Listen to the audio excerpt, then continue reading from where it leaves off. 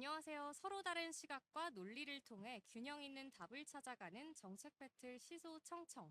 오늘의 정책 토론을 시작하겠습니다. 저는 오늘 토론의 진행을 맡은 대하관리 아나운서 최혜원입니다. 오늘도 하나의 정책 이슈를 두고 서로 다른 입장을 가진 두 분의 패널분들과 함께 다양한 관점에서 이야기를 나눠볼 텐데요. 그럼 오늘 함께 해주실 두 분 먼저 소개하겠습니다. 내일신문 이사이자 국제팀 기자로 활동하고 계신 이주영님, 그리고 국민의힘 미디어 대변인과 미디어위원회 부위원장을 맡고 계신 이재능님 두 분 모셨습니다. 안녕하세요. 안녕하세요. 반갑습니다. 안녕하세요. 네, 먼저 이주영님부터 간단하게 자기소개 부탁드립니다.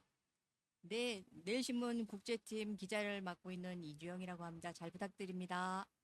네, 감사합니다. 이재능님도 간단하게 자기소개 부탁드립니다. 네, 안녕하세요. 국민의힘 미디어 대변인 이재능입니다. 제가 국민의힘 미디어 대변인이지만 오늘 주제는 사실 정당이라든지 어떤 진영과 관련 없이 국내 어떤 주식 시장에 대해서 좀 건강하게 담론을 나눠볼 수 있는 그런 주제인 것 같아요. 그러다 보니까 오늘 이제 이주영 이사님께 많이 배우고 돌아간다고 생각을 하겠고요. 저는 솔직히 말씀드리면 뭐 경제 전문가는 아닙니다. 단순히 이제 정당에서 활동을 하고 또 작은 중소기업을 운영을 하고 있는데요. 주식에 많이 관심이 있었었고 이런 지금의 어떤 폭등세를 가지고 우리 젊은 층들은 어떻게 판단하고 있는지 또 어떻게 투자하고 있는지 이런 것들을 저희가 속속들이 알고 있기 때문에 이와 관련해서 조금 걱정되는 마음으로 국내 주식시장은 버블이 가득하다. 그렇기 때문에 투자를 조심해야 되고 항상 신중해야 된다라는 그런 의견을 전하기 위해서 이 자리에 나왔습니다. 잘 부탁드리겠습니다. 네, 두 분 모두 잘 부탁드리겠습니다. 그럼 오늘 토론 주제를 간단하게 소개해드리겠습니다. 최근 우리나라 주식시장이 AI와 반도체 산업을 중심으로 크게 오르면서 많은 분들의 관심을 받고 있습니다. 실제로 지금이 바로 투자의 기회다라는 기대감이 커지고 있는데요. 반면 일각에서는 기업의 실적보다 기대감이 앞서면서 시장이 과열되고 있는 것은 아닌지 우려하는 목소리도 나오고 있습니다. 오늘 정책 배틀에서는 한국 주식시장, 미래가치의 반영인가, 역대급 버블인가를 주제로 양측 패널분들과 함께 다양한 시각에서 이야기 나눠보도록 하겠습니다. 우선 본격적인 토론에 앞서서 우리 방청객 여러분들, 시청자 여러분들의 생각을 투표를 통해서 확인해 볼 텐데요. QR코드를 통해서 빠띠 타운홀에 접속하셔서 투표에 참여해 주시면 되겠습니다. 온라인 시청자분들은 화면에 있는 QR코드를 통해, 그리고 앞쪽에 앉아 계신 방청객분들은 스크린의 QR코드를 촬영하여 빠띠 타운홀에 접속해서 투표에 참여해 주시면 감사하겠습니다.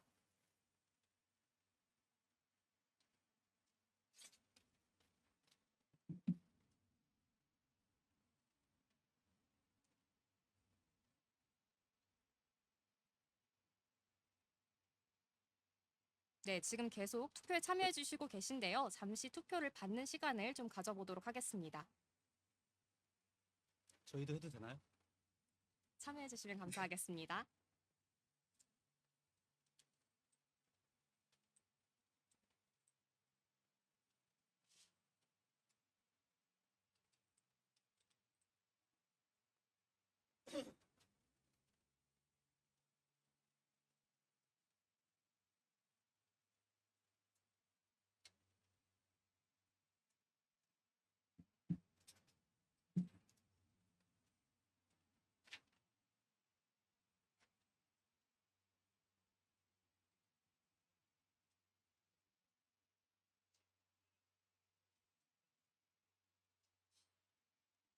네, 투표 중 잠시 이재능님의 자기소개를 한 번만 다시 들어볼 수 있을까요? 카메라가 끊겨서 한번 다시 정말요? 부탁드린다고 합니다. 간단하게 부탁드리겠습니다. 저는 국민의힘 미디어 대변인 이재능입니다. 그리고 30대고요. 투자자이기도 합니다.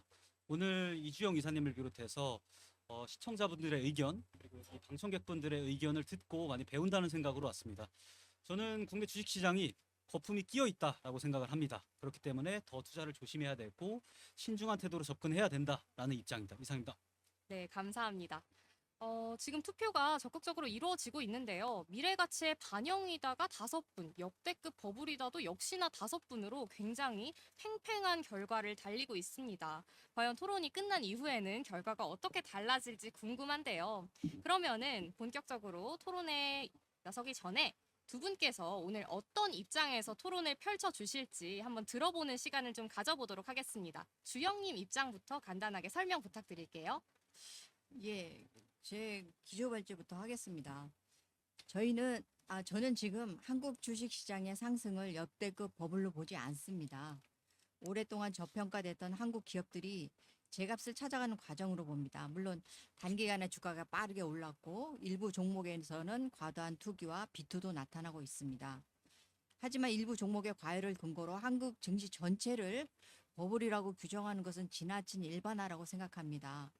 버블은 기업이 실제로 벌어들이는 돈이나 자산 가치와 무관하게 주가만 오를 때 생깁니다. 한국은 AI 산업 성장의 핵심 공급망에 올라탄 나라입니다. AI 데이터 센터가 늘어날수록 필요한 메모리 반도체를 삼성전자와 SK 하이닉스가 공급하고 있기 때문입니다. 또한 기업 지배구조 개선, 수출과 이익 증가, 주력 산업의 수주 확대도 함께 나타나고 있습니다. 또 특징으로 첫째, 미국의 어마어마한 빅테크의 AI 설비 투자가 한국 반도체 실적으로 잡히고 있습니다. 알파벳, 아마존, 메타, 마이크로소프트 4대 클라우드 기업만 따져도 올해 AI 인프라 투자 규모가 6,500달러에 달한다는 분석입니다. 여기서 중요한 것은 하이퍼스케일러의 설비 투자, 즉 캐펙스가 메모리 반도체에서 차지하는 비중이 급격히 커지고 있다는 것입니다. 2023년에 비중은 8%였는데요. 2027년까지는 48%까지 상승하는 것으로 전망됩니다. 또 한 가지 특징은 둘째, 메모리 가격도 한국 기업에 유리하게 움직이고 있습니다. 이 모든 급등이 메모리 공급 부족으로 인한 가격 상승입니다. 그 메모리 공급 부족이 지금 아무리 서둘러도 2028년에야 해소되기 시작한다는 전망이 나옵니다. 지금도 열심히 설비를 증착하고 있죠. 셋째, 한국 시장의 체급이 달라졌습니다. 과거 코스피는 3천선 박스권에서 13년 이상 머물렀던 암담한 시장이었습니다. 하지만 지금은 삼성전자, 하이닉스가 매 분기 최고 실적을 경신하며 한국 시장을 다른 레벨로 올려놓고 있습니다. 또한 우리나라 기업 밸류 프로그램도 우리 주식시장 체질을 자정하고 외국인 투자자와 관심을 끌고 있습니다. 물론 일본의 밸류업 효과가 실제로 상승으로 이어지기까지 10년 이상 걸렸습니다. 그것도 저희가 힌트를 가져야 되는 상황이고요. 다섯 번째, 외국인이 한국 시장을 보는 조건도 바뀌고 있습니다. 우리는 세계 국채지수에도 올해 편입을 했고요. 7월 6일에는 원달러 환율 시장이 사실상 24시간 체제로 열렸습니다. 그리고 여섯 번째 특징은 우리나라 한국 시장의 위상이 달라졌습니다. 전 세계 코스피는 전 세계 시장 대비 114% 올랐고요. 그리고 세계 증시 가운데 최대 주영님, 상승률입니다. 잠시만 끊어가도록 네네. 하겠습니다. 이렇게 급등락이 반복이 되고 있다면 이것은 거품이 있다고 봐야 되는 게 맞다. 저는 이렇게 말씀드리고 싶습니다. 네, 감사합니다. 현재 시장에는 미래에 대한 기대가 과도하게 반영이 되어 있는 만큼 지금의 상승을 낙관적으로만 보기는 어렵다는 입장 이야기해 주셨습니다. 두 분 입장 모두 잘 들었습니다. 그럼 이제부터는 본격적으로 토론을 시작해 볼 텐데요. 토론의 첫 번째는 현재 주가 상승이 실제 기업의 성과를 반영한 것인지, 두 번째 주제는 AI 투자가 실제 수익으로 이어질 수 있는지, 세 번째는 현재 시장이 정말 건강한 성장을 밟고 있는 건지, 마지막으로는 코리아 디스카운트 문제까지 차례대로 한번 이야기를 나눠보려고 합니다. 우선은 이 네 가지 쟁점을 중심으로 진행을 해볼 텐데요. 토론 과정에서 추가적으로 여러분께서 다뤄보고 싶은 내용이 생긴다면 방청객분들, 온라인 시청자분들, 그리고 두 패널분들까지도 자유롭게 의견 나눠주시면 감사하겠습니다. 바로 첫 번째 쟁점으로 넘어가 보겠습니다. 첫 번째 주제는 현재 한국 주식시장의 상승, 과연 충분한 근거가 있는가입니다. 지금의 주식시장을 보면서 많은 분들이 닷컴 버블을 떠올리기도 하는데요. 사실 저는 닷컴 버블을 직접 겪은 세대는 아닙니다. 그런데 주변 어른들께 듣기로는 당시에도 인터넷 사업에 대한 기대가 굉장히 컸다가 결국에는 버블이 꺼지고 주가가 급락했다고 알고 있습니다. 그렇다면 지금 우리나라의 시장 상황을 그때 닷컴 버블 때와 비교한다면 어떤 차이가 있다고 보시는지 두 분의 의견 한번 들어보고 싶습니다. 주영님 의견부터 한번 들어보겠습니다. 네, 참고를 위해서 7번 차트 띄워주세요. 저기 그 7번 그 차트에 보면은 그 닷컴 버블 당시 그 기업 그 닷컴 그 기업들의 평균 PER이 나와 있습니다. 닷컴 버블 당시 평균 67%가 주가 수익 비율이었거든요. 67배. 그런데 현재 주요 빅테크의 주가 수익률은 28배 수준입니다. 그리고 특히 돈을 잘 벌고 있는 삼성전자 오늘 보셨죠? 분기 실적 89조 나왔습니다. 89조 원은 그 엔비디아가 분기에 버는 80조보다 9조가 많습니다. 지금 가슴이 웅장해지지 않습니까? 굉장히 미국의 최고의 기업이라고 하는 엔비디아가 한 분기에 버는 실적을 우리 삼성 하나가 벌고 있습니다. 그 똑같은 수익을 SK 하이닉스도 분기당 벌어내고 있거든요. 근데 그 기업 배수는 주가 배수 수익률은 5에서 6입니다. 5에서 6이요. 그리고 지금 미국에 잘 나가는 빅테크들 배수가 테슬라 300입니다. 저희는 5에서 6이고요. 테슬라 돈 많이 법니까? 이번에 상장했을 때 어떻게 됐습니까? 스페이스X 어떻게 됐습니까? 주가 꺼졌죠. 이익이 나지 않습니다. 그렇게. 이익은 형편없거든요. 이거를 우리는 배수를 못 받고 한국형 이게 디스카운트만 받으면서 언제까지 이렇게 버텨야 합니까? 우리의 이익 모멘텀은 이제 시작입니다. 그런데 여러 여건들이 환율이나 그다음에 미국 형님들이 도와주지 않으면 올라갈 수는 없는 거죠. 네, 의견 잘 들었습니다. 그럼 반대측 의견도 한번 들어볼게요. 좀 반박을 하고 싶은데요. 네네. 오늘 삼성의 실적이 발표됐다는 사실은 저도 봤습니다. 네, 더불어서 같이 알려진 소식이 있죠. 국내 코스피가 8% 이상 급락하면서 매도 사이드카가 걸렸습니다. 사이드카라고 한다면 이 시장의 시스템 거래 자체를 정부가 시스템으로서 막아버린 겁니다. 더 이상의 폭락을 방지했다가는 너도 나도 매도하면서 뛰어들면서 더 가파른 폭락이 유도될 수 있기 때문이거든요. 사이드카라는 거는 이 자유시장 경제에서 그렇게 쉽게 남용되는 것들이 아닙니다. 예컨대 2008년 금융위기 때 그때가 아마 1년 기준으로 26번 정도 발동된 걸로 알고 있습니다. 그런데 올해 지금 이제 7월 초입니다. 7월 초인데 이 매도 사이드카가 30회가 오늘로서 31회가 발동이 된 겁니다. 이 정도의 이 변동성이 강한 시장이라고 한다면 저는 단순히 실적이 좋게 나왔다 그냥 우리끼리 안도해 가면서 주식 시장을 부양하고 있으면 안 된다고 생각을 하거든요. 그 실적이 그렇게 많이 나왔으면 왜 주가가 폭락을 합니까? 저번 주에 17% 폭락했습니다. 코스피 지수의 17%요. 우리가 코스피가 2천조 원 정도 되는데 17%면 한 300조 원 가량이 휘발된 겁니다. 이게 지금 우리가 아까 뭐 한 80조 원 정도 삼성전자에서 수익이 나왔다고 하는데 89조. 네, 올해의 예상 실적이 600조 원이었습니다. 내년에 900조 원이에요. 네. 이 600조 원 기반으로 해서 지금의 주가가 형성이 됐는데 80조 원 나왔다고 우리가 국뽕에 차서 지금의 주가가 정상가라고 얘기하는 것은 저는 과도한 해석이라는 생각이 듭니다.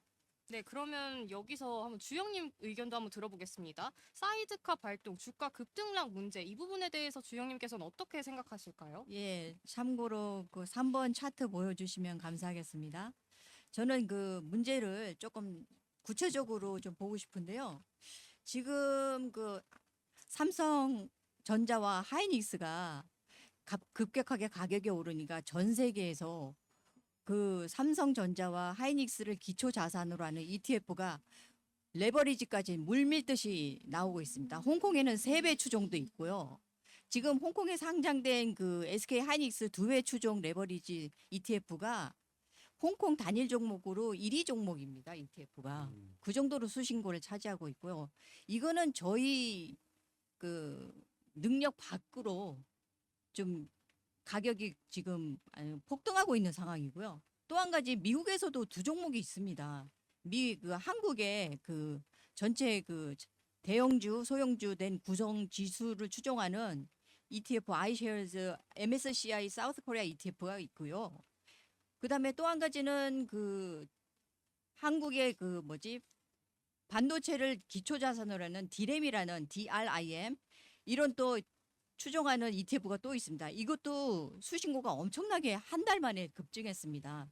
그래서 이런 외국인들이 그 한국 그 SK 하이닉스와 삼성전자 이익을 추종해서 이런 상품들을 설계해서 만들어서 이게 하루에 배수를 더 키우고 있는, 그리고 이 ETF들은 하루에 그 상승 종목의 매수를 맞춰야 되거든요. 그러면은 장 막판에 5%가 올랐으면 5%더 오르게 되는 거고 15%가 떨어졌으면 장 막판에 5%가 더 떨어지게 되는 결과를 2배, 3배 만들어내게 되는 이런 상황이 벌어지고 있는 걸 아셔야 합니다. 그래서 사실 때는 조심해서 사셔야 되고요.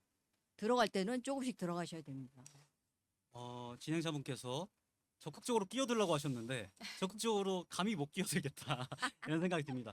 저는 너무 위험하다고 생각이 돼요. 지금 외국만 보고 있을 때가 아니거든요. 그러면 국내 외국인 투자자는 왜 150조 원이나 빠져나갔죠?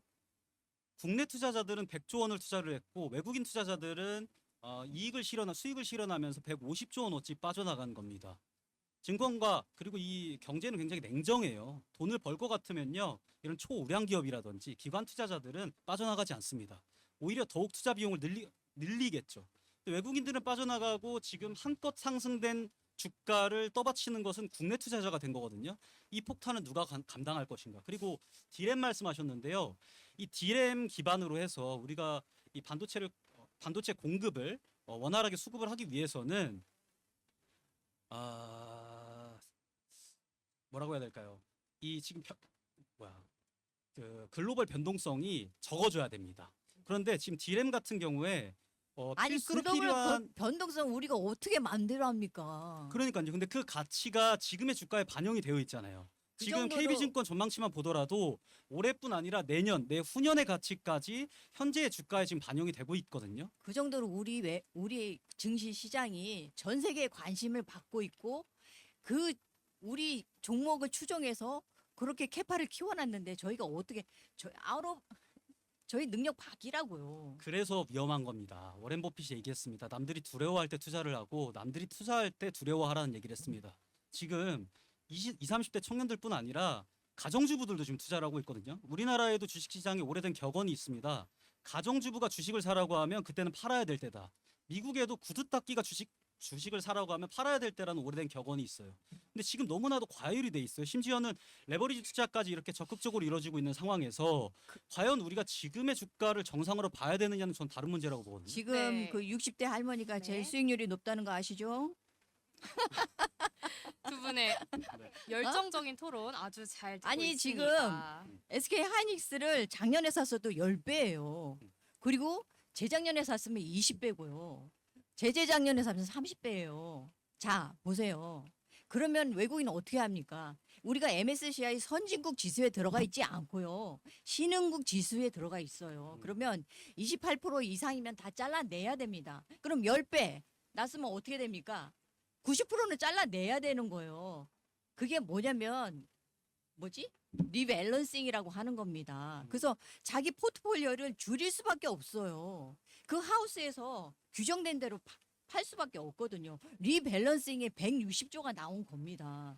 그 정도로 우리 시장과 해외 시장이 연결돼 있다는 거는 아셔야 됩니다. 위험성이 크다는 거죠. 반도체 슈퍼사이클이 보통 5년에서 7년 주기로 반복이 된다고 전문가들이 예상을 합니다.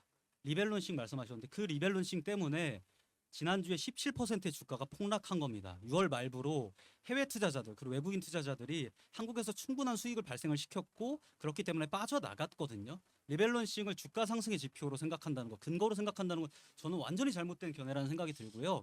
아니 근데 작년에 투자했으면 저희 그 똑똑한 투자자라면 우리 삼성과 하이닉스가 가지고 있는 기초 자산 그리고 매 분기마다 벌어들이는 영업이익을 정확히 머리에 넣고 있거든요. 분기마다 계산하고 있고요. 네, 그거 주영님과 없이서는- 재능님의 지금 예. 토론이 그거 매우 없이는 과열된 것 같아서 버블이라고 얘기할 수밖에 없는 거죠. 한 번만 정리하고 예. 가겠습니다. 네. 네. 그렇다면 우리 청중들께서 가장 궁금한 건 그래서 지금은 더 투자해도 되는 시점인가일 것 같습니다. 두 분의 의견 궁금한데요. 지금 더 투자해도 되는 시점이 맞을까요? 아니면 추가 투자는 조금 더 신중해야 할까요? 우리 두 분의 의견 한번 들어보고 싶습니다. 주영님부터 한번 말씀해 주시겠어요? 어제까지 주식 폭락했고 오늘도 폭락을 했는데요. 그렇게 하면, 그러니까 금요일하고 월요일이죠. 이렇게 하다 보면 우리 주식시장 그 벌어들인 주가 수익 비율이 7이 됩니다. 퍼가 7이라고요. 이거는 외환 위기 수준이에요. 우리나라 그 코스피 평균 10년 수익률이 10이었습니다. 사실은 10을 추정한다면 10,000포인트 가는 게 정상이죠. 이익을 추정한다 하면은 배수가 올라가지 않고 있습니다. 7 수준에 있어요. 그거는 유념하시고 투자를 하셔야 될 것 같습니다. 올해 5월 27일이었나요? 삼성전자랑 SK하이닉스의 ETP 레버리지 투자 상품이 16개가 동시에 오픈을 했습니다. 당시에 이 레버리지 투자를 신규로 하기 맞아요. 위해서는 국가 차원에서 의무적으로 교육을 받아야 되거든요. 이 교육을 받아야 되는 그 시스템 자체가 마비됐어요. 서버가 다운됐다는 얘기입니다. 작년 그리고 재작년에 이 신규로 교육을 받았던 사람이 20만 명 정도 평균적으로 나오거든요. 올해 1, 2월에만 30만 명이 들어왔다는 얘기입니다. 이 30만 명이 본인이 가지고 있는 시드를 기반으로 투자하는 게 아니라 이 시드 대비 2배 이상의 투자를 할 수 있는 여건이 마련이 됐다는 거예요. 다시 얘기하면 지금의 급등 그리고 급락은 과도한 레버리지 투자 그리고 과도한 유행이 발생시켰다는 전 얘기가 된다고 생각을 하거든요. 지금 반도체가 오를 만큼 올랐습니다. 단순히 PER만 가지고 논해서는 안 되는 것이 대한민국 같은 경우에는 코스피가 1980년에 태동한 이후로 지금까지 계속해서 코리아 디스카운트라는 것들이 작용을 해왔습니다. 지정학적 리스크도 있을 것이고요. 공급망 리스크도 있을 것이고요. 우리 북한의 안보 리스크도 있을 것이고 하기 때문에 이 대한민국 같은 경우에는 지금의 기업의 어떤 실적이라든지 어떤 자산보다 훨씬 더 낮게 그 기업 가치를 평가받는 측면이 있었다는 겁니다. 우리 앞으로 반도체 슈퍼사이클에 대해서 생각을 해보자고요. 지금 주가가 2배로 폭등을 했어요. 이건요. 1980년 후반에 우리가 그때 삼저 호황이라고 하잖아요. 그 산업화가 되면서 그때 아마 한 4년 만에 8배가 올랐을 거예요. 그때 이후로 거의 최대치로 오른 상황이거든요. 앞으로도 이렇게 오를 것이라는 전망을 어떻게 할 수 있을까요? 그리고 국민분들께 이걸 보는 시청자분들께 계속해서 투자하셔라라고 저렇게 자신 있게 말씀하시는 건 너무 위험해요. 그거 책임질 수 있는 게 아닙니다. 중국 같은 경우에 지금 그 반도체 우리나라 그 삼성전자가 갖고 있는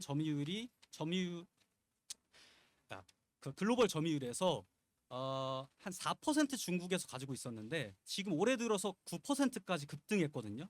중국이 반도체를 공정하는 데 있어서 필요한 히토리라든지 갈륨이라든지 이런 희귀금속에 대해서 전 세계 공급망의 90%를 가지고 있습니다. 이 히토리를 가지고 미국에다가도 블랙리스트를 만들고요. 이걸 무기화하고 카드화하고 있어요. 중국이 이만큼 그 반도체 슈퍼사이클의 가장 근본적인 요인이 되는 이 히토리와 갈륨 등 이런 희귀 금속들에 대해서 주도권을 가지고 있다는 얘기거든요. 근데 이 중국이라는 데가 어떤 데입니까? 리스크 테이킹이 되겠어요? 작년에 그 미중 간 무역 경쟁에서 관세를 125%까지 때렸습니다. 100만 원어치 팔면 세금으로만 125만 원 내라는 말도 안 되는 조건을 미국에다 들이댄 적이 있었을 정도였거든요. 중국이 만약에 히토르 수출을 막고 미국에 하듯 히토르 수출을 대한민국에도 블랙리스트를 통해서 막고 또 본인들의 반도체 기업을 키우기 위해서 본인들의 반도체 기업에만 공급하는 그런 행태를 벌인다면 그때 주가는 어떻게 감당하시겠습니까? 지금 이사님의 말씀을 듣고 투자하는 그 주주분들, 투자자분들, 그분들의 손실 이사님께서 메우실 겁니까? 네, 두 분의 토론의 열기가 첫 번째 쟁점부터 매우 뜨거웠습니다. 너무 좋은 의견들 감사드리고요. 이번에는 다음 쟁점으로 넘어가서 이어가 보겠습니다. 네, 현재 우리나라의 주식시장 자체가 얼마나 건강한 상태인가 이 부분에 대해서 한번 이야기 나눠볼 텐데요. 세 번째 주제는 시장 과열 및 구조적 취약점입니다. 특히 최근에는 빚을 내서 투자를 하는 이른바 B2가 늘어나고 있다는 점도 함께 언급이 되고 있는데요. 과연 지금의 상승을 건강한 성장 과정이라고 볼 수 있을지 아니면 너무 과열된 상태라고 봐야 할지 두 분과 함께 이야기를 나눠보겠습니다. 네, 사실 제가 아직 대학생이긴 하지만 요즘 제 주변 대학생 친구들 보면 주식 이야기가 정말 빠지질 않습니다. 심지어는 뉴스를 보면 학자금 대출을 받아서 B2를 하는 대학생들의 사례도 적지 않게 찾아볼 수가 있는데요. 이게 지금 괜찮은 현상이라고 볼 수 있는지가 참 궁금합니다. 특히 우리나라의 주식시장을 삼성전자랑 SK하이닉스 같은 일부 대형 반도체 기업이 주도하고 있잖아요. 이런 부분들을 패널분들께서는 괜찮다고 보고 계시는지 의견 한번 들어보고 싶습니다. 주영님부터 한번 들어보겠습니다. 다시 말씀해 주실래요? 지금 우리나라 대부분의 국민들이 이렇게 주식 투자에 관심을 갖고 있고 심지어 이 주식 시장을 대형 반도체 기업들이 주도하는 이 현상을 정상이라고 보시는가 그 부분에 대해서 의견 나눠주시면 감사하겠습니다. 그러니까 두 기업의 메모리 공급 부족으로 인한 이익 추정치가 너무 가파르게 오르고 그 메모리 디램이나 스팟 가격이 현장에서 기울기가 80도로 올라가고 있어요. 제가 그 차트도 가져왔는데 그러다 보니 이익을 추정하는 사람들이 투자에 몰리게 되고 이러다 보니 한 곳만 바라보게 되는 이런 시장이 열리게 된 거죠. 근데 이 안타까운 거는 이 시장에 아마추어와 그리고 전문 투자자가 한꺼번에 공존한다는 것입니다. 이익 추정치 상관없이 오늘만 먹고 사는 사람이 있고요. 심지어 빚에 시달리는 사람도 있습니다. 그런 사람들은 제대로 주가 플레이를 할 수가 없어요. 그러다 보니 이 시장이 한꺼번에 같이 굴러가다 보고 그다음에 갑자기 주린이들이 갑자기 유입이 많이 됐습니다. 그러다 보니까 노이즈가 많이 있는 것 같아요. 그러나 항상 가져가야 될 거는 언제 들어가고 어떻게 바스켓을 짤 것인가 그리고 어떻게 그 나눠서 분할 매수하고 분할 매도할 것인가 이런 자기 바스켓을 가지고 고민하는 것이 더 현실적이라고 봅니다. 네, 분할 투자를 고민하는 것이 답이다라는 말씀 주셨는데 재능님 입장도 네. 한번 들어보겠습니다. 이게 치고 빠지고 잘하면 돈 많이 벌 수 있다. 이 얘기는 하락장에서도 통하는 얘기입니다. 지금 주가가 폭등한 상황에서 단순히 언제 들어갈 것인가, 어떻게 들어갈 것인가, 얼마 들어갈 것인가 그것을 가지고 우리가 전망을 장밋빛으로 보는 거는 저는 일반 시청자분들께는 크게 와닿지 않을 거라고 생각이 아니 들거든요. 기본 전제가 있죠. 기업 이익이 기반이 돼 있는 시장이란 얘기고 지금 우리 코스피가 외환 위기 수준이다 이렇게 말씀드렸죠. 올해 코스피 상승분의 58%를 삼성전자와 SK하이닉스의 실적이 차지하고 있다는 통계가 나와 있습니다. 그리고 맞습니다. 지금 시가총액의 절반에 육박하는 게 이 SK하이닉스와 삼성전자 주가총액입니다. 반도체 슈퍼사이클은요 가장 변동성이 큰 종목입니다. 아까 PER도 말씀하셨는데 우리나라의 수출 품목 주요 수출 품목들 보면 철강, 자동차, 뭐 선박 이런 것들은 PER이 전반적으로 다 낮아요. 이런 상황에서 갑자기 반도체 슈퍼사이클로 인해서 우리나라 지금 전체 주식시장이 흔들리는 거는 당연히 정상이 아니라고 생각을 하거든요. 지금 누가 시청자분들께서 댓글도 달아주셨는데 국가 공인 도박장 이대로 뒀다가는 큰일입니다라는 얘기를 하세요. 지금 코스피에 상장된 기업이 제가 알기로 808개 기업입니다. 이 808개 기업 중에서 PBR이 1배 이상인 기업이 250개밖에 안 돼요.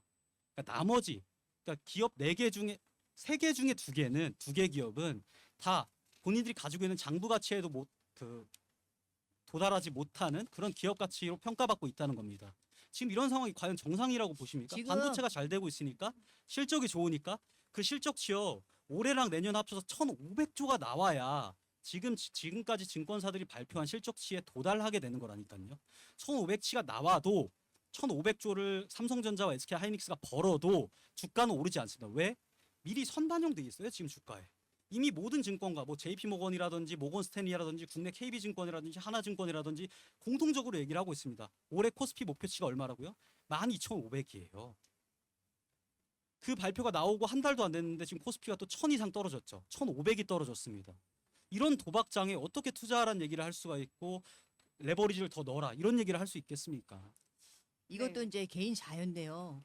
도박장이라고 부르면 도박이고요. 도박 플레이를 하시니까 그리고 그 재테크를 하시면 재테크를 하는 거고요. 개인이 어떻게 대처하느냐 요게 좀 입장이 다 다를 것 같다는 생각이 들고요. 사실 그 멀리서 보면 S&P 30년 주가표는요. 기울기가 똑같습니다. 30년 평균 8%예요.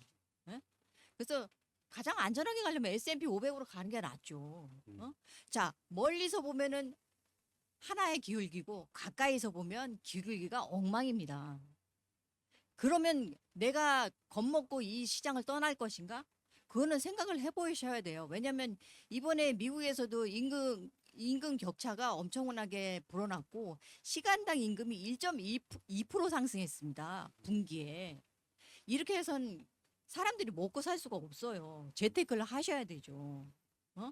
그러면 자기 남은 자산을 운용을 해서 월급만 가지고 어떻게 먹고 삽니까? 그런데 우리 서학개미들은 굉장히 똑똑하게 작년부터 재작년부터 엄청난 성과를 냈습니다. 자, 다 이익을 기반해서 명쾌한 계획과 자료 데이터를 가지고 전 세계 시장을 누비고 있습니다. 그리고 가지각색의 종목들이 있습니다. 어? 그런 것들을 운영을 하셔야 됩니다. 이 도박장을 떠날 것이냐, 이거 자유자재로 하시면 됩니다. 네. 도박장이라고 말씀하셨는데 네. 제가 그럼 데이터를 좀 말씀을 드리겠습니다. 5월 11일 날 JP모건이 코스피 목표치를 1만으로 제시를 했습니다.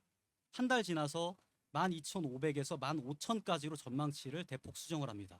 한 달 만에 가치가 50% 오를 수 있는 겁니까? KB증권도 마찬가지입니다. 7,500에서 한 달 만에 1,500으로 상향 조정했습니다. 40%가 는 거거든요. 그러니까 지금 증권사 애널리스트들의 전망치에 기대서 우리가 투자를 종용할 수는 없다는 말씀을 좀 드리고 싶고요. 과거에 우리가 아까 그 닷컴 버블도 말씀드렸는데 닷컴 버블도 실적 장세였어요. 우리가 그 당시에 뭐 닷컴 달고 나오고 인터넷 달고 나오면 무조건 상장되고 뭐 투자자가 늘어났다 이렇게 지금 평가를 하고 있지만 인터넷은 지금도요. 전 세계를 지배하고 있습니다. 그리고 당시에도 대기업들이 그걸 견인하고 있었어요. 예를 들면 인텔, 마이크로소프트, 시스코 이런 회사들이 견인을 하고 있었단 말이에요. 그런데도 버블이 발생했어요. 버블은요. 잘 나가는 시장에서 발생하는 겁니다. 안 되는 시장에서 발생하는 게 아니에요. 좀 더 맞습니다. 덧붙이자면 그 2023년 챗 GPT 출시 이후 이제 AI 슈퍼 사이클이 시작된다고 보거든요. 그래서 이제 23, 24, 25, 26 이렇게 돼 있는데요. 그래서 이제 미국 그 시장 전문가들은 대체적으로 한 3회 초, 3회 말 요 정도로 그 반도체 슈퍼 사이클 10년을 보고 있습니다. 그런 것들은 대체적인 아웃라인을 가지고 보시는 게 좋을 것 같아요. 그리고 가격이 가장 오를 때는 그 무슨 산업이 도입돼서 10% 정도 도입됐을 때 그때 가장 가격이 높게 형성된다고 하더라고요. 왜냐하면 똑똑한 투자자들이 먼저 가격을 형성하는 거죠. 그 다음에 이제 버블이 형성되고 이렇게 되는 거죠. 네, 두 분 의견이 아주 팽팽하게 대립하고 있는데요. 주영님 측에서는 자산을 운용하여 재테크를 해야 한다. 재능님 측에서는 지금 이 현상은 정상적인 현상이 아니다라는 주장을 계속해서 해주고 계시는데요. 여기서 궁금한 부분이 하나 생깁니다. 사실 저 같은 초보 투자자들은 주식시장이 계속 오르면 좋은 거 아닌가라고 생각하기가 쉽거든요. 근데 재능님 측에서는 오히려 지금은 시장이 과열된 상태다, 정상이 아니다라고 보고 계십니다. 그렇다면 재능님께서는 혹시 저희 일반 투자자들이 어떤 식으로 자산을 투자해야 할지 어떻게 보고 계시는지 좀 조언을 한번 들어보고 싶습니다. 저는 그 미디어의 낙관론을 철저하게 조심하고 신중해야 된다고 생각합니다. 그 낙관론을 따라가다가는 그에 대한 책임은 누구도 져주지 않아요. 그러니까 지금 AI가 폭등을 했죠. 폭등을 해서 1년 만에 거의 반년 만에 2배 이상 오른 상황인데 AI 관련 그 테마주가 이런 상황에서 뭔가 투자를 더 종용하거나 이미 있는 레버리지 ETP 규모가 한 75%에서 100% 정도 올랐다고 하는데 여기에 같이 편승해서 뛰어든다는 것 자체가 저는 너무나도 위험한 투자라고 생각을 해요. 대부분 상승장에서 비관론이라든지 제가 얘기하는 것처럼 뭐 경고의 메시지는 듣고 싶지 않아 해요. 그런데 우리가 정말 잘 알아야 되는 것이 과거에 버블닷컴 때도 그랬었고 닷컴 버블 때도 그랬었고 2021년에 있었던 그 전기차 관련된 이슈도 그랬고 2차 전지도 그랬었고 항상 폭등할 때 돈을 잃었거든요. 일반 개미 투자자들은. 우리는 공룡 기업들에 대비해서 정보도 부족하고요. 시의성도 우리가 항상 더 늦게 작용을 하고요. 그리고 그들처럼 버틸 만한 기초 체력이 있는 것도 아닙니다. 그렇기 때문에 지금 대학생들 그리고 저와 같은 일반 청년들이 뭔가 투자를 한다는 것 자체가 저는 너무 큰 도박장에 뛰어드는 행위이기 때문에 지금은 주식 투자를 해서는 안 된다. 저는 이렇게 생각을 하고 관련해서 올해 3월에 금융감독원에서도 공식적으로 경고를 했습니다. 지금과 같은 시장은 과열되어 있고 이 과열된 시장 안에서 더 투자하는 것들은 상당히 위험한 결과를 낳을 수도 있다. 라고 정부에서도 공식 입장을 낸 상황이기 때문에 여기다 대고 뭔가 투자를 어떤 걸 해야 된다, 언제 해야 된다 이런 말씀을 논하기에는 너무나 위험한 시장이 아닌가 저는 이렇게 생각을 합니다. 네, 재능님께서 지금 이 시기에 주식 투자하는 것은 너무나 위험한 선택이다라는 이야기 해주셨습니다. 이번 쟁점에서는 이렇게 현재 우리나라 주식 시장의 상승에 대한 견해 차이 한번 들어봤는데요. 그럼 마지막으로 이번에는 조금 더 큰 관점에서 한국 주식 시장의 가치에 대해 이야기해 보도록 하겠습니다. 마지막 주제는 글로벌 시장과의 밸류에이션 격차, 흔히 코리아 디스카운트라고 불리는 문제입니다. 많은 분들이 우리나라 기업들은 실적에 비해 주가가 낮다라는 이야기를 하기도 하고 아니다, 낮은 데에는 다 이유가 있다라는 의견도 있었습니다. 두 분께는 현재 한국 증시를 어떤 시각으로 바라보고 계신지 설명 한번 부탁드립니다. 주영님부터 부탁드릴게요. 뭐 저는 뭐 우리 주식 시장의 스마트 투자자들을 믿고요. 그리고 그분들은 또 우리 주식 시장의 기초 체력을 믿고 있습니다. 그러나 지금 그 포모에서 10% 올라갔을 때 들어가는 건 굉장히 위험한 짓이죠. 그래서 10% 올라가고 10% 떨어지는 상황에서 그 현명하게 투자를 해야 되겠고요. 기초 체력을 믿는 거는 그 다들 동의를 하실 거라고 생각합니다. 그러나 들어가실 때 굉장히 조심해서 들어가셔야 되고 또 한 가지 말씀드리고 싶은 거는 제가 이제 그 주식 투자를 하면서 그 힌트를 얻었던 거는 주도주 개념이거든요. 그 시장을 주도해가는 주도주의 개념을 좀 익히시고 주도주의 그 만약에 100만 원밖에 없다 한다면 뭐 만약에 주린이 정도라면 그 가장 그 주도주의 50을 베팅하고 나머지 가장 안전 자산에 예를 들면 은행 주겠죠. KB은행 이런 거에 50%를 투자한다든지 이런 바벨 전략을 세우시고요. 그다음에 또 한 가지는 이게 바벨 전략이 아닙니다. 그날 50을 사면 안 되죠. 50이면 어떻게 됩니까? 5번에 나눠야 사셔야 됩니다. 응? 그래서 그 자기의 그 예를 들면 제가 아까 제시해 드렸던 S&P 30년 평균 수익률이 8%다. 그럼 8% 이상이면 땡큐 하셔야 됩니다. 지금 시장은 고점과 저점을 알 수 없게 변동성이 큰 시장이고요. 그 증폭도 이제 제자리를 찾아가는 과정이라고 생각합니다. 그래서 그렇게 주의하시고 젊은 투자자들이 주의해서 투자하시면 될 것 같습니다. 네, 좋습니다. 그럼 재능님 입장도 한번 들어보겠습니다. 저는 지금 투자는 너무 위험하다고 생각을 합니다. 이 슈퍼 사이클이 지속되기 위해서 그리고 장기화되기 위해서는 여러 가지 변수들과 어떤 글로벌 이슈들이 다 작용을 해야 되고 삼성전자와 대장주라고 말씀하셨던 SK 하이닉스가 이것들을 다 커버하기에는 분명히 한계가 있습니다.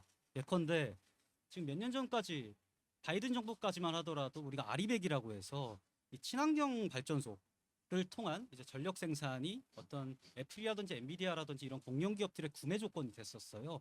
그런데 트럼프 정부 와서 이 아리백이 사기다라고 하면서 우리가 CFE라고 하죠. 그러니까 카본 프리 에너지, 태양열 에너지나 뭐 풍력 에너지가 아니라 원전을 비롯한 탄소 무탄소 에너지가 이제 구매 조건이 됐어요. 그러면 지금 예를 들면 호남에 우리 지금 반도체 산단 짓는다고 정부에서 떠들썩한데 호남에 당시에 좋은 평가를 받았던 이유가 이 아리백에 부합하는 조건이었기 때문이거든요. 태양력 발전소가 있고 태양력 발전기들이 있고 그리고 원전이 없었었고 풍력 발전이 있었기 때문이었어요. 근데 지금 상황이 완전히 바뀌었잖아요. 불과 2, 3년 전이거든요. 트럼프가 부임한 지 얼마 안 됐어요. 앞으로 우리가 과연 장담할 수 있을까? 지금 우리가 V코스피라고 합니다. 국내 유동성 지수를 나타내는 지표인데 이거를 전문가들은 공포 지표라고 해요. 이게 50을 넘으면 패닉 상황이라고 하거든요. 평균적으로 한 20에서 30 정도 나옵니다. 그런데 지금 5월, 6월, 그래서 4월 평균을 다 더해 평균 값을 구해 보면 60 이상이에요. 조금만 주가가 하락해도 다 팔고 나가면서 서킷 브레이커라든지 아니면 사이드카를 걸 수밖에 없는 그런 구조가 돼요. 그게 실질적으로 현재의 서킷 브레이커 그리고 사이드카 발동 횟수로 나타나고 있고 이만큼 불안정한 시장이라고 한다면 더 이상의 투자는 불가능해지지 않겠나. 이 주가가 정상화된다는 것은 뭐 PER이 올라가고 뭐 주가가 12,500, 뭐 10배로 올라가고 사실 이런 게 아니라 다시 원래 수치로 한 6,000에서 7,000 정도로 회귀하지 않겠나라고 생각을 합니다. 지금 많은 전문가들이 하이닉스랑 삼성전자가 없다고 한다면 4,100선이 코스피 지수 정상화라고 얘기를 하고 있거든요. 우리 지금 7,000 그리고 9,000까지 왔다 갔다 하고 있지 않습니까? 이게 정상화가 되게 된다면 4,100은 너무 낮고요. 그다음에 저기 말씀 잘 하셨는데요. 그 선안권 그 경제 그 반도체 타운이요. 그것도 언제 지어지는지 아세요? 그것도 스타디가 들어가야 됩니다. 2030년에 터파이가 시작돼요. 아직도 멀었어요. 그러면서 지금 주식을 그걸 갖고 밀고 산다? 이건 말이 안 되죠. 그러니까 스마트 투자가 필요한 시점입니다. 그냥 막 들어가면 그거는 진짜 버블이고, 그 비트고 그런 거죠. 그리고 종목도 가려하셔야 됩니다. 예를 들면 로버트주 이익이 안 나옵니다. 그런데 투자하시면 안 돼요. 당장 분기 실적이 나오는데 그런데 투자하시면 어떻게 이익을 가져갈 수 있습니까? 그리고 그 무슨 옛날에 뭐 남부 경협주 이런 소문만 가지고 이렇게 주식을 매달리시면 안 됩니다. 그래서 종목을 가려하셔야지. 물론 이 시장이 다 종목이 자유입니다. 가려하셔야 됩니다. 그래서 제가 소개했던 건 주도주 말씀드렸고 우리 주도주의 기초 체력을 강조해 드렸고 그 주의하셔서 투자하셔야 됩니다. 2030년에 그 반도체 산단이 지어진다고 해서 그때 가격이 오르는 게 아니에요. 네, 주가는요 정부 발표를 보고 움직이는 겁니다. 선반영돼서 움직여요. 그렇기 때문에 정부가 대대적으로 SK 최태원 회장이라든지 삼성 이재용 회장 데리고 거기 가서 발표를 했다는 것만으로도 주가가 크게 출렁였어요. 실제로 6월 말에 그 리밸런싱으로 인한 주가 하락에 앞서서 이미 한 번 더 추가적으로 하락했던 전례가 있습니다. 그렇기 때문에 아니 그리고 2030년이 돼서 반영된다고 얘기하는 건 그거 저는 발표할 틀렸다고 때도 생각하고요. SK 하이닉스에서 기업 사정에 따라 달라질 수 있다고 전제를 붙였어요, 아예. 그럼에도 불구하고 주가는 요동쳤다는 게 팩트고요. 둘째로는 대장주 말씀하셨는데요. 우리 2021년에 비트코인 열풍이 있었습니다. 우리 가상거래소 가입자 수가 국내 가입자 수가 1,400만 명이라고 통계가 나와 있어요. 비트코인이 그 당시에 3천만 원에서 4천만 원 왔다 갔다 했었거든요. 아마 작년까지만 해도 1억 5천까지 갔다가 지금 한 1억 정도 될 겁니다. 지금 두세 배 번 국민들이 얼마나 있을까요? 대부분은 손해보고 나온 겁니다. 대장주만 물겠다고 하더라도 대부분은 그 타이밍을 맞추기가 어려워요. 그거는 이사님이라든지 전문가들이나 가능한 거지 일반 국민들이 그게 쉬우면요. 이미 애널리스트들이 다 백만장자 돼 있죠. 애널리스트들이 백만장자가 안 되니까 애널리스트 하고 있는 거 아닙니까? 그래서 이제 제가 강조드리고 싶은 것들은 그 초보자들은 꼭 중간중간 이익을 회수하셔야 됩니다. 2, 3년 깜깜이로 이렇게 투자하시면 안 돼요. 자기 종목 하루에 한 번도 안 열어보시고 이렇게 투자하시면 이게 투자가 아니죠. 돈 던져놓은 거죠. 네, 지금 두 분의 열기가 아주 뜨겁습니다. 여기서 찬성 측 주영님께 하나 궁금한 점이 생기는데요. 계속해서 한국 주식이 이제야 정상적인 평가를 받는 과정에 있다. 이런 말씀을 해주셨는데 사실 현실적으로는 아직 지정학적인 남북 문제나 뭐 정치적 불확실성 같은 요인들이 계속해서 존재하고 있잖아요. 이런 상황에서도 코리아 디스카운트가 해소되고 있다고 볼 수 있는지 저희 주제가 이번에 코리아 디스카운트인 만큼 한번 주영님의 의견 한번 들어보고 싶습니다. 코리아 디스카운트 먼저 해주시죠.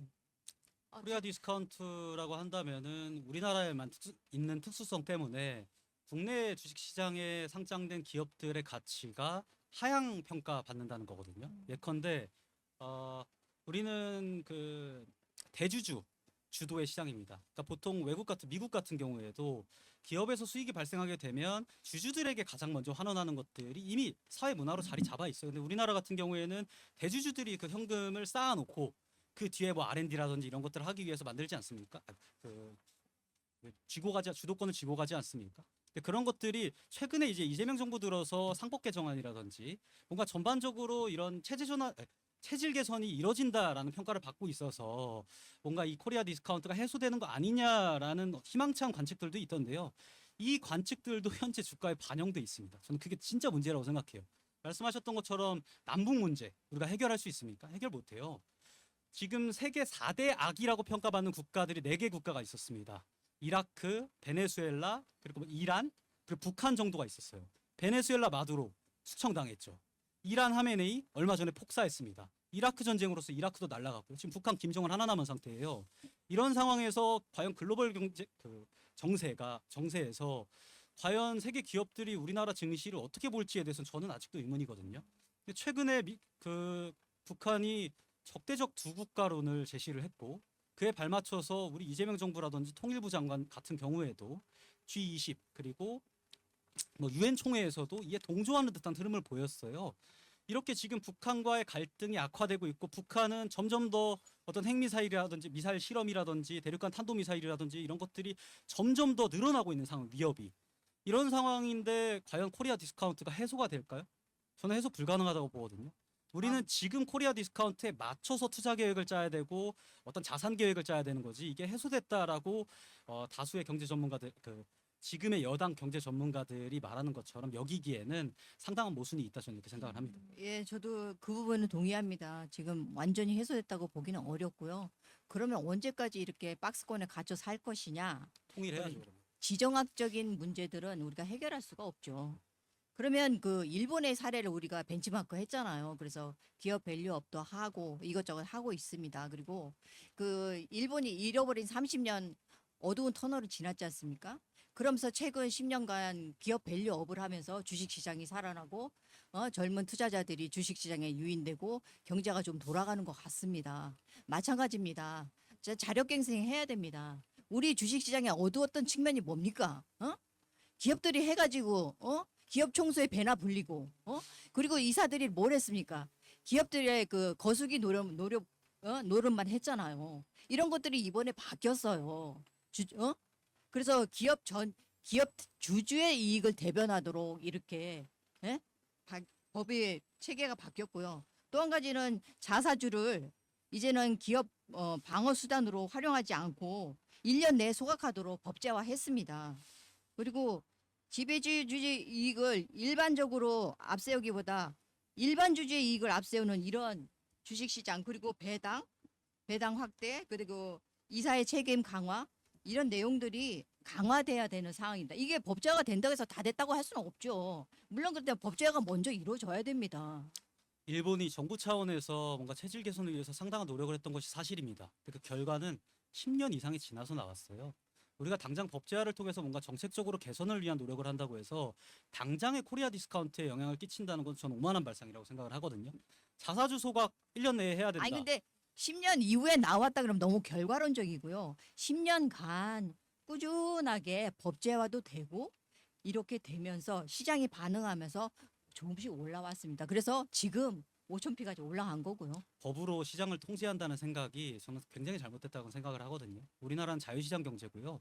법으로 만약에 자사주 소각을 하도록 강제화한다고 하면 아니 과연 근데 제가 기업들이- 말씀드렸던 기업들의 그 기업 총수들의 그 주주들을 무시하는 그런 태도들은 우리 주식 시장을 갉아먹는 중요한 요인이었지 않습니까? 30년간. 바뀌어야죠. 바뀌어야 되는데 과연 그 소각을 그 법으로 정해진 한도 내에서만 할까요? 아니면 그 이상 이 기업 문화가 바뀌어서 그 기업 주주들이 대주주들이 직접 소각하는 것들을 더욱더 적극적으로 임할까요? 네, 한- 좋습니다. 어떻게 생각하세요? 한 여기서 단계 한번 넘어가면 한 단계 끊어가도록 다른 하겠습니다. 과제가 나옵니다. 네, 두 분 아주 열정적인 토론 너무너무 감사드립니다. 지금 제니님께서는 코리아 디스카운트 구조적 문제 해결 못한다.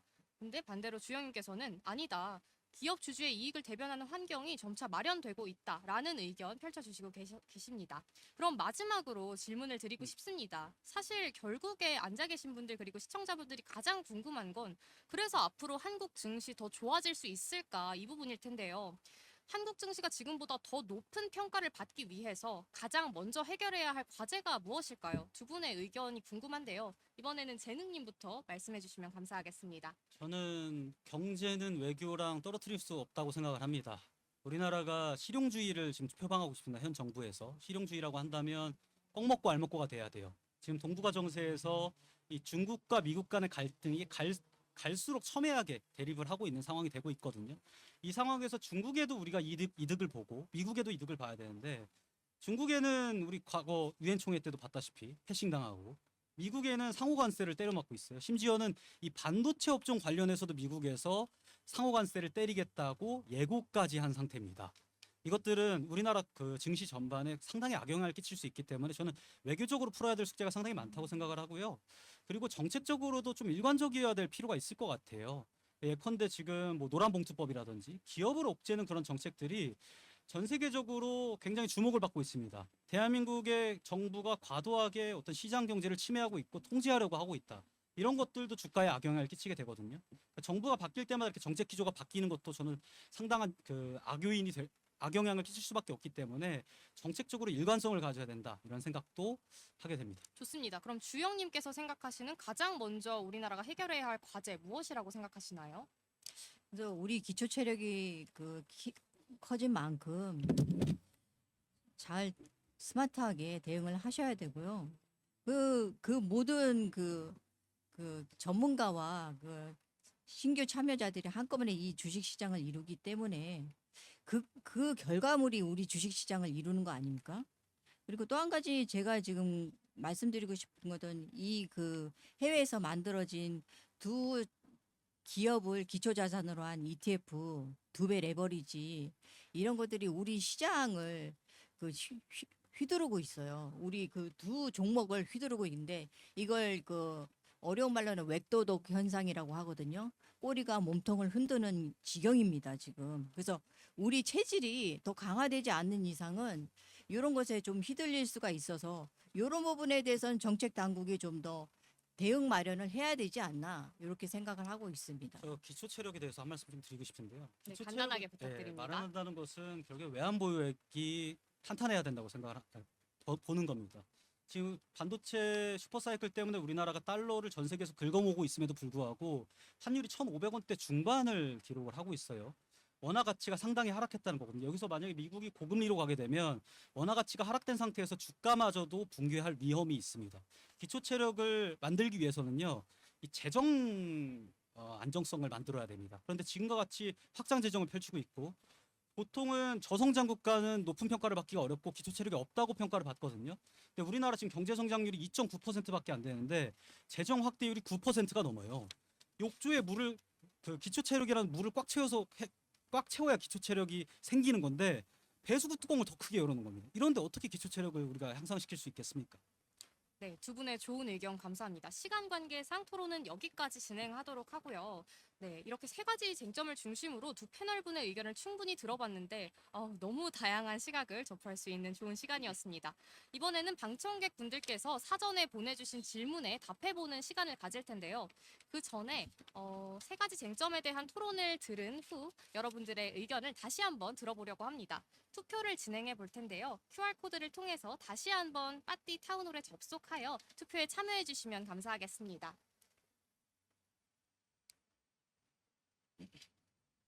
앞쪽에 QR코드가 띄워지면 QR코드를 찍어서 빠띠 타운홀에 접속해 주시면 되겠습니다.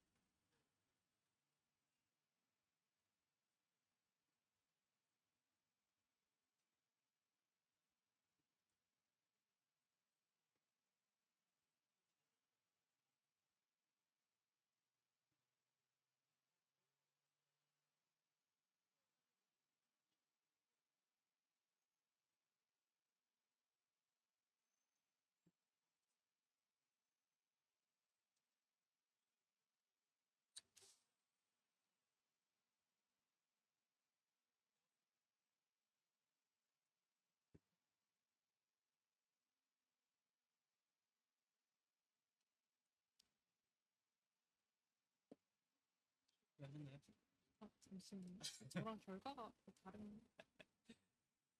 사회자는 중립을 지키셔야 됩니다. 네, 지금 계속해서 투표가 이루어지고 있는데요. 미래 가치의 반영이다와 역대급 버블이다. 여러분의 의견에 투표해 주시면 되겠습니다.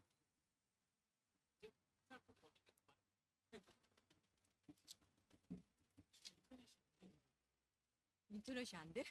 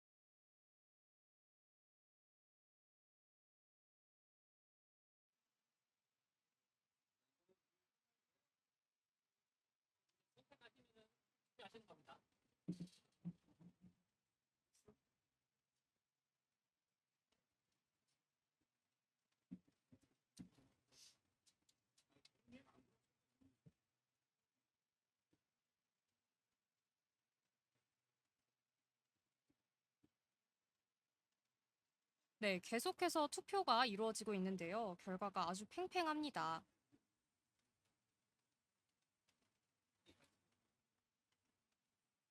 현재 미래가치의 반영이다가 11표, 역대급 버블이다가 8표, 계속해서 늘고 있는데요. 지금은 아직까지 주영님의 의견에 공감하시는 분들이 조금 더 많은 것 같습니다.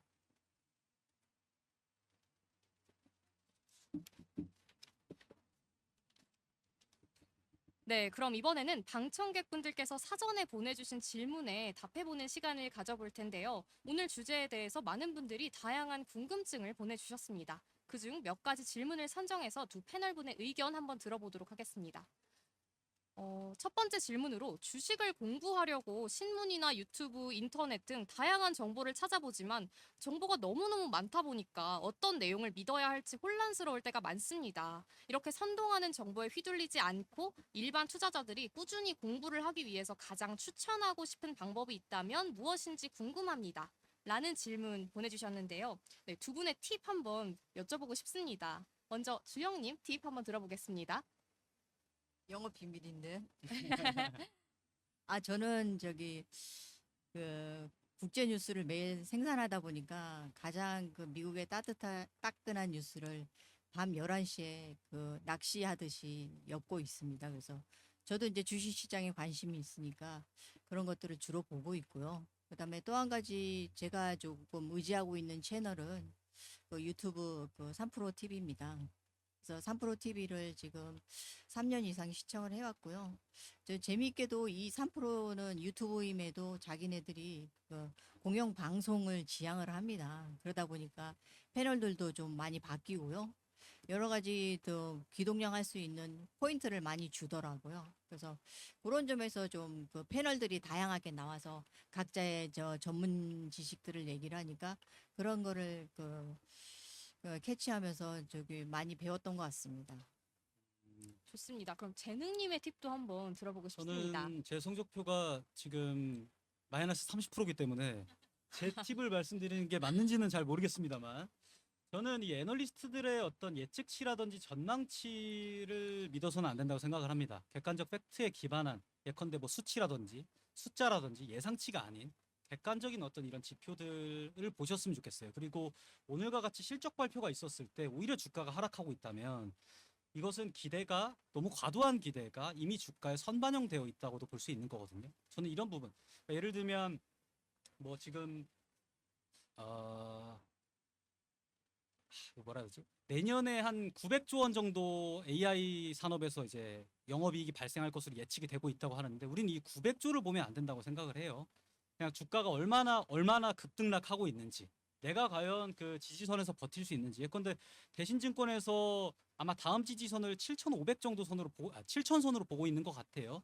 7,000선까지 갔을 때 7,400? 내 그 시드가 과연 견딜 수 있는지 혹은 뭐 청산당하지는 않는지 내 인생에 이 금액이 정말 없어져도 되는 금액인지 이런 것들을 기반해서 나의 어떤 자산 그 여력이라든지 투자 여력이라든지 이런 부분에 오히려 더 집중을 하면서 객관적 수치만을 봐야 되지 이 애널리스트들의 의견은 저는 무조건 피하셔야 된다는 말씀 드리고 싶죠. 네, 좋습니다. 이거 이제 제가 한 가지 빠뜨린 게 있는데 지금 가장 우리 주식시장에서 지금 복병은 금리 인상과 수급입니다. 그래서 금리 인상은 지금 워시의 이번 금리 인상이 될 것이냐 안 될 것이냐 이게 지금 한국 시장 투자자들의 가장 큰 관심인데요. 그래서 이 견해 또한 미국에서도 갈리고요. 한국에서도 갈리고 있습니다. 그래서 투자를 열심히 하시는 분은 트럼프가 시켰기 때문에 워시는 자기 일을 할 것이다. 즉 금리 인상을 못한다. 이런 입장이고요. 그 다음에 지금 연준의 그 점도표에는 한 번이 찍혀 있습니다. 한 번이 찍혀 있습니다. 그래서 그런 것들이 우리 시장의 지금 가장 지금 체크 포인트고요. 또 한 가지는 수급이라는 것들은 가장 큰 파도입니다. 수급이 빠지면 누구도 막을 수 없는 시장입니다. 그래서 수급도 늘 체크를 하셔야 되는 거 가장 중요한 사실입니다. 네, 두 분 이야기 근데 감사합니다. 하나 제가 꼭 짚고 넘어가야 되는 것이 지금 미국 연준의 신임 의장인 케빈 허씨가 성명서에서 금리 인하라는 그 내용 자체를 뺐어요. 이건 진짜 리얼이 팩트거든요. 그러니까 앞으로 상승할 9월, 10월, 12월에 걸쳐서 금리를 올리겠다, 금리를 인상하겠다라는 예측치들이 나오는 건 그 성명서에서 그 기조가 사라졌기 때문이었단 말이에요. 그래서 저는 트럼프 따라갈 거다라는 어떤 이런 주관적인 의견들을 항상 조심해야 된다는 말씀 드리는 겁니다. 그래서 이제 그 워시가 재밌는 게 이번에 새로운 시스템을 도입한대요, 연준에. 그러면서 5개 위원회를 신설했어요. 그러면서 그 위원회가 다 꾸려지는데 12월까지 걸려요. 12월까지. 그러면 그 위원회 신설하면서 시간 낭비하고 침대 축구 하겠다는 거죠. 이게 이제 그 체크 포인트죠. 이상입니다. 좋습니다. 그러면 조금 더 현실적인 질문도 들어온 게 있는데요. 삼성전자와 SK 하이닉스를 제외한 다른 종목들은 우리나라 주식시장에서 변동성이 좀 크다고 느끼는 투자자분들이 많으신데 일반 투자자들이 이런 시장에서 어떤 기준으로 종목을 선택하고 투자를 해야 할까요? 이런 질문을 보내주셨습니다. 어떻게 해야 할까요? 먼저 주영님 의견부터 한번 들어보겠습니다. 네, 올라가셨을 때 사시면 안 됩니다. 당연히. 그리고 내려갈 때 저점으로 분할 매수하셔야 됩니다. 그리고 지금 제가 뭐 주도주의 그 이익 기반 성장 이런 걸 말씀드렸는데 이런 걸 믿고 휘둘리시면 안 돼요. 사실은. 그래서 이제 포모에만 손절한다든지 또 아니면 올랐는데 매수한다든지 이런 그 시행착오들이 많이 벌어지고 이게 주가 시장을 와글와글 만드는 것 같습니다. 조심하셔야 됩니다. 6월 달에 코스피가 8,000선 넘으면서 급등할 때 제가 그 시장을 봤습니다. 반도체주가 90% 정도가 다 하락세였어요. 그러니까 주가는 2배 이상 뛰었는데 나머지 산업들의 경기는 상당히 악화되어 있다. 그 시황이 안 좋아, 업황이 안 좋았다라고 볼 수 있는데요. 그러니까 지금처럼 변동성이 심한 구간에서 저는 투자 자체를 그렇게 긍정적으로 보지 않습니다. 우리가 올해 그 코스피 전체의 영업이익을 900조 원으로 전망을 하고 있습니다. 이 중에 삼성전자와 하이닉스가 차지하는 게 600조 원이에요. 나머지가 300조 원이란 얘기거든요. 작년에 우리 코스피 영업이익이 300조 원이었어요. 그러니까 사실상 삼성전자와 하이닉스를 제외한 나머지 기업들에서는 크게 변동이 없었다라는 얘기가 됩니다. 거꾸로 얘기하자면 지금 뭔가 투자해서 코스피가 2배 이상 올랐을 때 다른 기업에 투자해서 손해를 볼 가능성, 그리고 그 리스크를 만들기보다는 일단은 이 주가가 안정될 때까지 기다렸다가 정상화됐을 때 그 기업의 실적 기반으로 해서 숫자 기반으로 해서 투자하는 게 저는 올바른 투자 방법이라고 생각합니다. 네, 좋습니다. 시간 관계상 넘어가도록 하겠습니다. 이번에는 현장에 계신 방청객분들의 질문을 실시간으로 한번 받아보는 시간을 가져볼 텐데요. 오늘 토론을 들으시면서 혹시 궁금했던 점이나 두 패널분들께 직접 묻고 싶은 내용이 있으셨다면 자유롭게 손을 들고 질문해 주시면 되겠습니다. 혹시 질문하실 분 계실까요? 네, 앞쪽에 계신 분? 네. 그러니까 아까 AI 슈퍼 사이클 이야기도 나오고 반도체 슈퍼 사이클 이야기도 나왔는데 뭐 여러 가지 이야기 해주셨지만 빅테크가 이제 데이터 센터 건립이 한 2030년까지 꽉 차 있다고 그러거든요. 게다가 이제 아시다시피 건설하고 이런 거는 예전보다 다 이루어지잖아요. 최소한 지금부터 한 5년에서 10년 동안은 계속 지어야 되고 여기에 반도체가 엄청 들어갈 거라서 이제 반도체는 한동안은 불패다. 그게 지금 약간 반도체 슈퍼 사이클의 근거가 된다 이런 얘기를 하고 있고 반도체 공장을 한국에서도 그렇고 미국에서도 그렇고 늘리는 이유도 비유다라는 얘기가 있죠. 그 예전에 닷컴 버블 때도 뭐 다들 올라타면은 될 거다 했는데 근데 그 중에 누가 이길지 몰라서 IT라는 이름만 들어가면은 다 투자해서 다 투자하고 그랬는데 그 중에 10중에 9은 망하고 예상치 못한 한 군데가 성공을 해서 이제 거기 투자한 분들만 승리하고 승자가 되고 그랬던 것 같아요. 근데 지금은 그거 하는 부분은 좀 다를 거다. 부러진 데가 있긴 있겠지만 예전만큼 후보가 많지 않고 그래도 빅테크도 많고 빅테크 중에 누가 이길지 모르지만 후보는 적은 것 같다. AI의 기준에서는 그러하지만 반도체 기준에서는 승자가 거의 정해져 있는 거 아니냐. 그게 3등 믹스든 아니면 뭐 대환이든 그런 상황인 것 같습니다. 근데 이제 좀 더 크게 질문을 해보고 싶은데 만약에 이게 뭐 4차 산업혁명이라고 불러야 될지 디지털 혁명이라고 불러야 될지 AI 혁명이라고 불러야 될지 모르겠지만 우리가 이런 거대한 전환기에 있어가지고 이렇게 지금 생각하는 게 맞는 건지 여기에 대해서 좀 더 이야기를 나눠주시면 좋을 것 같고 아까 이야기가 조금 되긴 했지만 간단하게 해주시면 좋을 것 같습니다. 그리고 또 두 번째 질문으로 닷컴 버블 때와는 다르게 반도체 사이클을 믿고 투자를 하는 게 이 전환의 시대에 우리가 재미로서 생존 방법이 되는지 그 이야기 좀 해주시면 좋을 것 같고 조금 핀포가 다른 얘기인데 연관되어 있는 질문 하나만 더 드리고 싶습니다. 약간 지금 달러 중심 경제 체제가 무너지고 있습니다. 이런 얘기가 또 있는데 그래서 금을 사야 된다. 혹은 어떤 분들은 비트코인 사야 된다.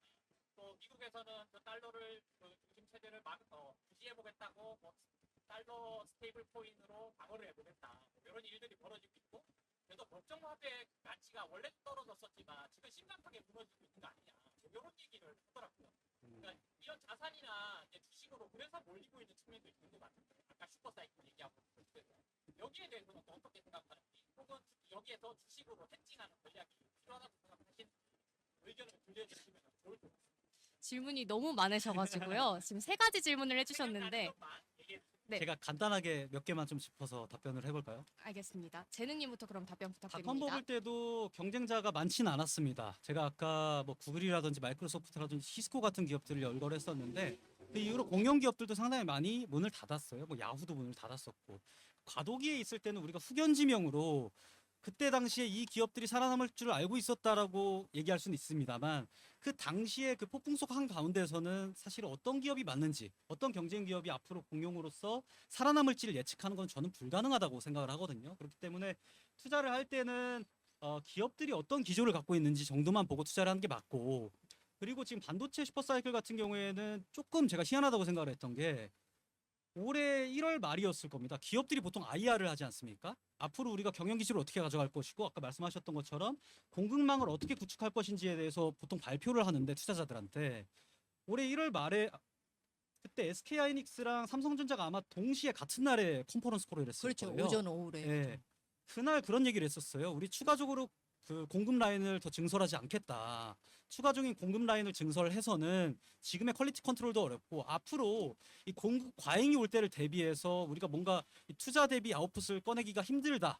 이런 의견들이 나왔었거든요. 근데 지금 갑자기 정부에서 어떤 일련의 투자라든지 이재명 대통령을 만나고 와서 반도체 그 호남권, 서남권에 이제 투자를 하겠다라는 기조로 바뀌었는데 지금 이렇게 정부도 개입하고 있고 원래 기업이 본인들의 수익성을 위해서 갖고 있던 계획을 수정하고 있고 이런 상황에서 과연 말씀하셨던 것처럼 반도체에 호황에 배팅하는 것이 맞는지 저는 그게 좀 의문입니다. 그리고 지금 달러가 약세라고 하셨는데 그렇기 때문에 지금 케빈 러시가 고금리 정책을 펼치려고 하는 거 아니겠습니까? 문제는요. 달러가 약세인데 불구하고 우리나라의 환율은 더 약세라는 거예요. 우리나라 환율이 1,550원대를 기록하고 있다는 건요. 2년 전 대비해서 한 10% 정도 원화의 가치가 떨어졌다는 거고 이재명 대통령이 당선 전에 얘기했던 바에 따르면 우리나라 전체 자산의 10%가 휘발되고 없어졌다고도 해석할 수 있는 거거든요. 그러니까 우리가 단순히 지금 달러가 약화됐으니까 뭐 우리가 달러 따라가서는 안 된다. 사실 이렇게 해석하기보다는 우리가 아까 이사님과 말씀 나눴던 것처럼 어떻게 기초 체력을 확립할 수 있을지 또 우리 외환 보유액은 어떻게 더 채워나갈 수 있을지 욕조는 어떻게 채워나갈 수 있을지 이런 부분으로 사고를 확장해서 나아가야 된다 저는 이렇게 생각합니다. 지금 원화 가치가 떨어지고 있다. 어떻게 기초 체력을 회복해야 할지 고민할 때이다. 이런 말씀 해주셨습니다. 충분히 답변이 되셨을까요? 제가 좀 덧붙이고 싶은 네, 건요. 주영님께서도 답변 반도체 덧붙여 슈퍼 주시겠습니다. 사이클에서 덧붙이고 싶은 말은요. 지금 그 AI의 그 진행 속도입니다. AI가 LLM AI에서 에이전틱 AI 그래서 비서처럼 해주는 거고 그다음에 다음 단계가 피지컬 AI 그래서 로보틱스죠. 그렇게 AI가 진화되고 있는데요. 거기에 또 로봇 관절마다 반도체가 들어갑니다. 그리고 또 한 가지 착안해야 될 거는 그 SK 하이닉스가 왜 이렇게 투자가 몰리냐 그러면 HBM 진입 장벽이 너무 높아요. 이게 나라도 어떻게 해결할 수 없고요. 그 유니크한 그 기술은 참 따라잡기 어렵습니다. 그래서 또 공장을 하나 하이닉스가 공장 하나 증설해도 그 수율 맞추는데 6개월 이상 걸려요. 똑같이 지었는데도 수율 맞추는데 6개월 맞춘다고. 그러니까 수율 맞추기도 너무 어렵고 진입 장벽이 너무 힘듭니다. 그래서 나라가 아무리 억대로 때려 넣는다 해도 쉽지 않다는 거고요. 그리고 저 HABM이 좀 계속적으로 복잡해지고 있습니다. 그래서 거의 파운드리 쪽으로 이동해 가고 맞춤 생산하고 있을 정도입니다. 그러니까 이런 것들은 그 우리 유니크한 독자 기술은 이런 것들을 인정을 해줘야 되는 거 아닌가. 조금만 좀 덧붙이자면 네, 간단히 덧붙여 주시면 네네. 감사하겠습니다. 지금 HBM 공급망에 있어서 우리 삼성전자와 SK 하이닉스가 독보적인 위치를 차지하고 있는 건 맞지만은 다른 외국 기업들의 시장 점유율도 분명히 오르고 있다는 점을 간과해서는 안 됩니다. 제가 아까 말씀드렸던 것처럼 중국 같은 경우에 이 CXMT라는 회사가 있거든요. 여기 시장 점유율이 3%밖에 안 되는데 8%까지 올랐었고, 또 기술 진입 장벽이 낮은 부분에 있어서는 낸시 무슨 회사가 있을 거예요. 양재 메모리. 양지 메모리. 양지 메모리 같은 경우에 지금 아마 미국 기업들보다 아마 내년 성과는 내년 점유율은 더 많이 나올 거다. 지금 이런 전망까지 이어지고 있거든요. 우리만 기술력을 갖고 있다고 아니 생각하면 안 근데 됩니다. 소용없어요. 왜냐면 메모리도 중국도 부족해요. 그 중국에도 소화하기도 바쁘다고. 그래서 중국에도 핸드폰을 30% 줄여야 된다고요. 핸드폰 회사 망하게 생겨서 중국에 나머지 작은 좀 핸드폰 회사들은 30% 줄여야 돼요, 매출을. 그러니까 제 말은 지금 우리가 그 공급망을 소화할 수 있을 정도의 준비를 삼성전자와 SK 하이닉스가 해왔기 때문에 지금의 시장에서 우리가 호황을 노리고 있는 것이지, 앞으로도 이 기술력만 가지고 시장 점유율을 계속 점유할 수 있을 거라고 생각하는 것은 저는 위험한 아니 발상이라는 말씀 근데 드리는 거예요. 지금 그 와이파이도 올해 초부터 미국이 어떻게 했습니까? 뭐 심어놨다고 그러면서 하다못해 컴퓨터 하드도 쓰질 못하게 합니다. 그리고 변압기도 못 쓰게 합니다. 중국에서 들어온 장비들 뭐 심어놨다고. 그게 올해 다 벌어진 일이에요. 네, 두 분의 토론이 또 과열돼 버리기 전에 여기서 쉬어가도록 하겠습니다. 그럼 질문은 여기서 마무리해 볼 텐데요. 이제 최종 투표를 진행해 보도록 하겠습니다. 이제는 정말 마지막으로 여러분께서 투표를 해주시면 되는데요. 아까처럼 QR코드를 찍어서 투표창에 들어가서 투표를 마지막으로 해주시면 되겠습니다. 이젠 마음을 더 이상 바꾸실 수 없으니까요. 신중하게 투표에 참여해 주시면 감사하겠습니다.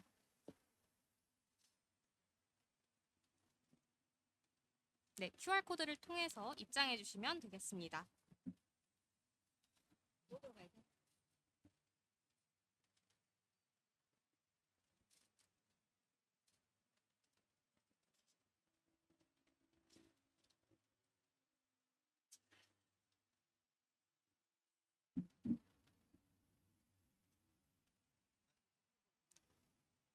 중간 투표까지는 주영님의 의견에 공감하시는 분들이 조금 더 많았는데 의견이 매우 갈리고 있습니다.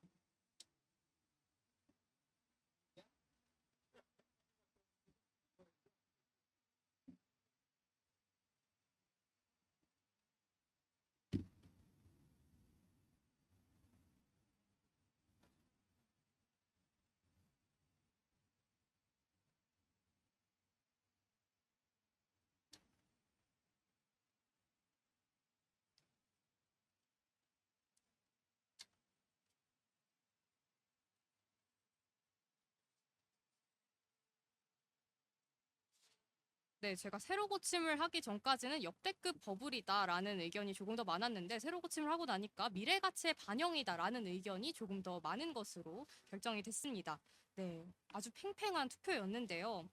우리 시청자 여러분들께서는 한국 주식시장이 미래 가치의 반영이다라고 생각하시는 분들이 조금 더 많은 것으로 결정이 됐습니다. 이렇게 풍성한 토론이 마무리가 되었는데요. 오늘 한국 주식시장 미래 가치의 반영인가 역대급 버블인가를 주제로 다양한 이야기 우리 두 패널 분들과 함께 이야기 나눠봤습니다. 여러분은 어떻게 보셨나요? 오늘 토론을 통해서 우리 주식시장을 조금 더 다양한 시각으로 바라볼 수 있는 시간이 되셨기를 바라겠습니다. 오늘 열정적으로 토론에 참여해주신 이주영, 이재능 두 분 패널께 모두 다시 한번 감사드리고요. 정책 배틀과 함께해주신 우리 방청객분들 그리고 온라인 시청자분들께도 감사의 말씀 전하며 저희는 다음 시간에 새로운 주제로 다시 찾아뵙도록 하겠습니다. 시청해주셔서 감사합니다. 감사합니다.